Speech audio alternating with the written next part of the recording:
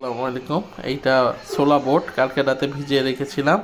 আর এই মিশ্রণে দেওয়া আছে বেসন, কর্নফ্লাওয়ার, একটু ময়দা, গুঁড়ামরিচ, লবণ স্বাদ মতো এবং লেবু দিয়ে মিশ্রণ করে এটা এইরকম করে এই যে উত্তপ্ত গরম তেল এখানে দেওয়ার পরে এটা কি হয়, ইন্ডিয়ান একটা রেসিপি আপনাদের দেখাবো, দেখতেই থাকুন।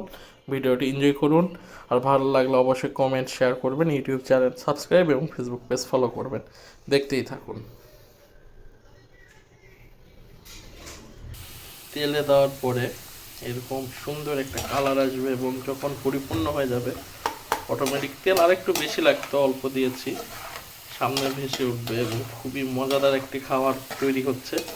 সম্পূর্ণ ভিডিওটি দেখুন, ভালো লাগলে অবশ্যই কমেন্ট শেয়ার করবেন। তৈরি হচ্ছে সুন্দর মচমচে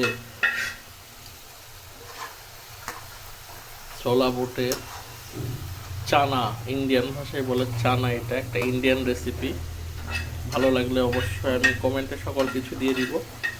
ইউটিউব চ্যানেল, ফেসবুক পেজ এরকম নতুন নতুন রেসিপির জন্য ফলো করে রাখতে হবে। আর অবশ্যই লাইক কমেন্ট শেয়ার করতে হবে। দেখতেই থাকুন। সম্পূর্ণ তৈরি হয়ে গেছে, সুন্দর লাগতেছে এবং শব্দটা আপনারা কত সুন্দর পাচ্ছেন। এবং এইটাতে দিব আমার, দেখতে পাচ্ছেন এটা স্পেশাল আমার একটি চাটনি, বিট লবণ বলতে পারেন। এইটা উপর দিয়ে ছিটিয়ে দিয়ে একটু মিশ করলে তৈরি হয়ে গেল একটা সুন্দর, তৈরি হয়ে গেছে স্পেশাল চানা, ইন্ডিয়ান চানা। এটা আপনারা রিস্টোর করে রেখে দিতে পারেন।